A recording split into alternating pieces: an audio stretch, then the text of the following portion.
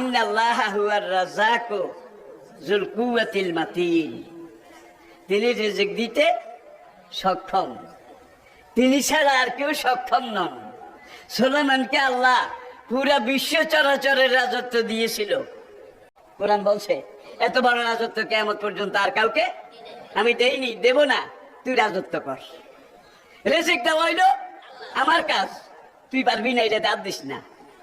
OLA কিল্লে ইয়াতমাইন্না কলবি, এত বড় রাজত্ব দিয়েছে, মনকে বুঝাইতে পারি না।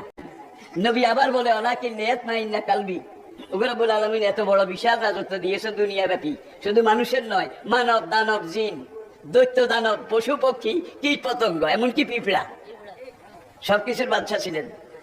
আল্লাহ কয় ঠিক আছে যা, এক বেলা খাওয়াইস।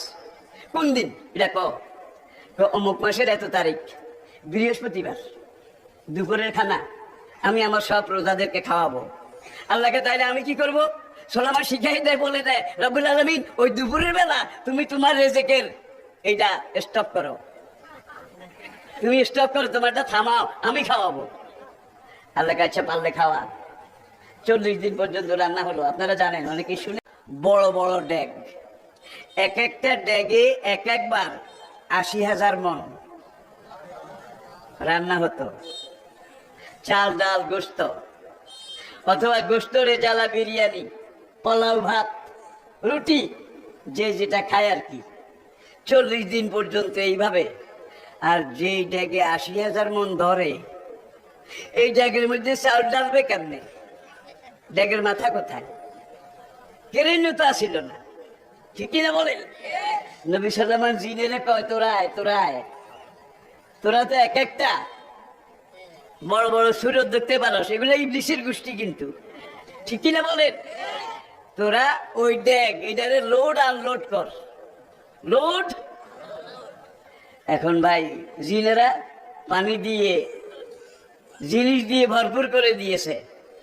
এখন 82,000 মণ একবারে পাক হয় এক ড্যাগে।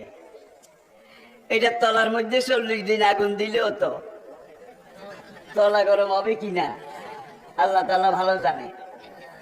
এখন আগুন দেয়, আগুন দেয়, no reply, no reply, no reply, কোনো খবর নাই। সুলাইমানকে রব্বুল আলামিন তুমি আমার একটু হেল্প করো। দেখছেন কারবার, এই সারেন্ডার হয়ে গেছে। কি হেল্প চাও? সূর্যটারে একটু কও আমার ড্যাগের দিকে একটু চোখ ঘুরাইয়া চাইতে।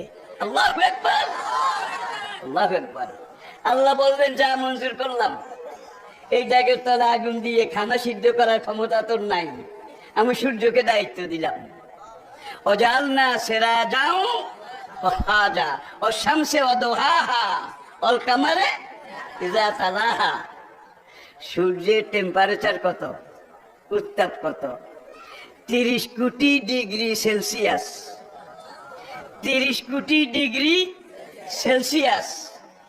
আধুনিক বিজ্ঞানীরা মহাকাশ গবেষণা করে তারা স্বীকার করেছে প্রতি সেকেন্ডে 30 কোটি টন হাইড্রোজেন গ্যাস সূর্যের জ্বালানি হিসেবে লাগে।